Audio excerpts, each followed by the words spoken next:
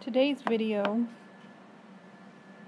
covers 3 topics: finding function values on the calculator, doing inverse trig on the calculator, meaning finding the angles from the function value, and finding grade resistance.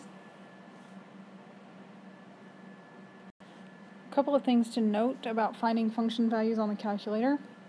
Most scientific calculators require that you put the number in first and then press the appropriate trig function button. Again, the number generally has to go first before pressing the trig button. And if you get different answers on your calculator as you're working these problems with me than I get, pause the video and make sure that your calculator is in degree mode, not radians. Calculators are so very different that I can't tell you how to do that. Google it. First example, find tangent 68 degrees to 6 decimal places, is relatively straightforward. On your calculator, you're going to enter 68 and then push the tangent button. You should get approximately 2.475086. Again, if you got something different, go make sure your calculator is in degree mode. This one's also fairly straightforward. Enter the number 193.622 and then push your cosine button. You should get approximately negative 0.971871. The fourth example, not quite so straightforward. If you notice, this time I'm finding cosecant. There is no cosecant button on your calculator. So I have to think about the definition of cosecant. Okay, so cosecant of an angle is equal to 1 over sine of the angle. So if I want to find cosecant of 35.8471, I need to find 1 over sine 35.8471. Okay, so the keystrokes are going to be something along the lines of 35.8471, then the sine button.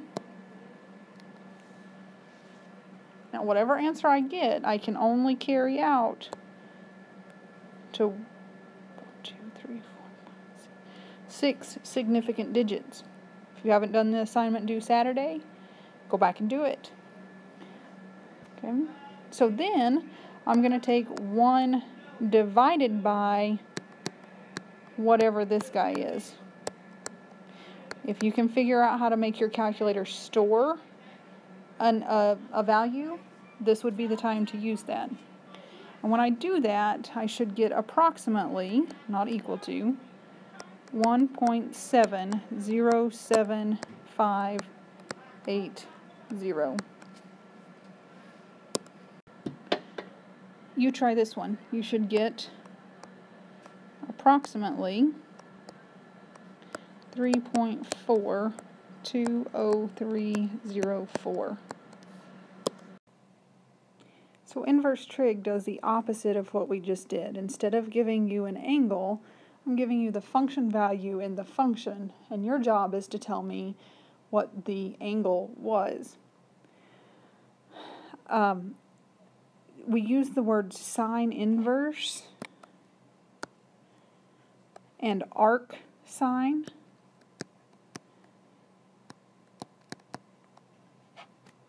Interchangeably. They mean the same thing.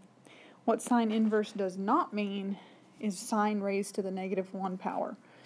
So you can't use the caret and make your exponent -1. So for the first example, I'm told my function value is 0.92118541, and that my angle is in the first quadrant. So when I get this out of my calculator, I'm not going to have to do anything to it. It's already in the first quadrant. Okay, so I'll write that. Cosine theta equals 0.92118541. And then I can take the inverse cosine of both sides. It's going to leave me with theta on the left-hand side equals cosine inverse 0.92118541. Typing that into my calculator again, most likely on your calculator you're going to have to put the number in first and then do the inverse cosine. That's going to leave me with theta is approximately 22.899999 degrees. Why that far? There are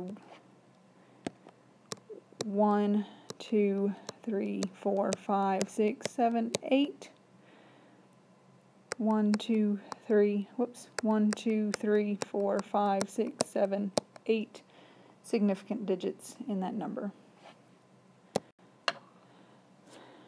The next example, once again, kind of sort of relatively straightforward, except notice this is cotangent.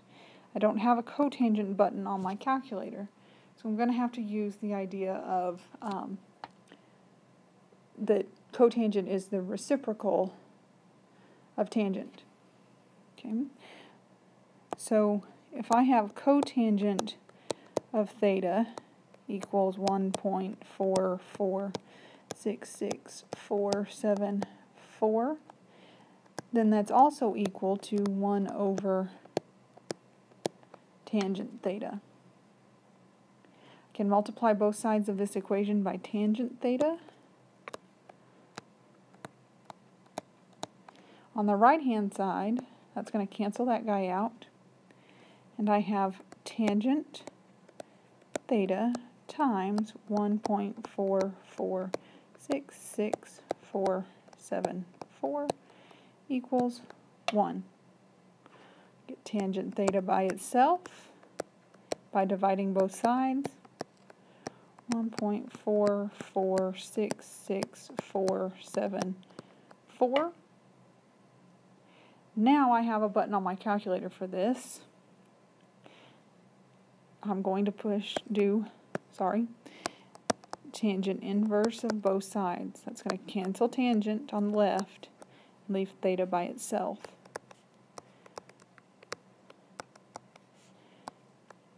One over 1.446647, and that's going to equal approximately 34.654300 degrees.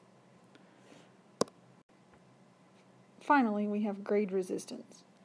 This formula for grade resistance will not be on your formula sheet. You need to memorize it. You also need to memorize what each of the variables in the formula represent. Okay, so F is the force in pounds, W is the weight of the automobile, theta is the grade of the incline. And basically, when we're talking about the force in pounds, what we're doing here is we're finding the vertical downward force on the vehicle. Okay, so what does all that mean? We have two different scenarios here. If the car is traveling uphill, then theta is going to be greater than 0. Okay. If the car is traveling downhill, then theta is going to be less than 0 or negative. Okay. So So here's my picture. Here's my car.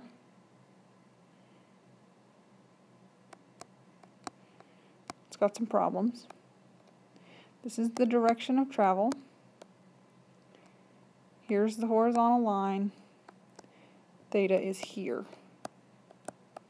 What I'm looking for, what grade resistance means, is what is the downward force on the car. Okay.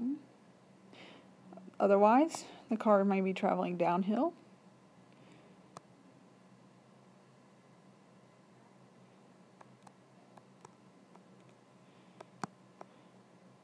Okay. So this one's a little different. If this car is traveling downhill, there's the horizontal. Theta is there. Okay. So again, F represents the downward force acting on the vehicle. Right, so first example, I want to calculate F to the nearest 10 pounds for a 5,500 pound car traveling uphill with theta equals 3.9 degrees. And so one of the things that may help you is to write out the list of your variables. We have F, we have W, and we have theta. Okay, I'm told I want to calculate F, so I don't know that one. I'm told the weight of the vehicle is 5,500 pounds, and that theta is 3.9 degrees. So next, you're going to want to sketch a picture. It doesn't have to be all great. It just needs to be a sketch. So my car's traveling uphill. Theta is 3.9 degrees. Here's my little car. And it's going uphill. Again, F is this downward force. Okay, so start plugging in. F equals 5,500 sine of 3.9 degrees. Typing that into my calculator, I'm going to get out something that is approximately equal to 370 pounds. Why 370? Why not more decimal places? Why not some other number? Because I'm told to the nearest 10 pounds. Not to the nearest tenth, where I would have decimals out to the right, but to the nearest 10. You try this one. Be sure to use exact values from one step to the next. Don't round and use intermediate answers, because you'll get thrown off very quickly. When you finish, you should have an answer that is approximately 6.89 degrees.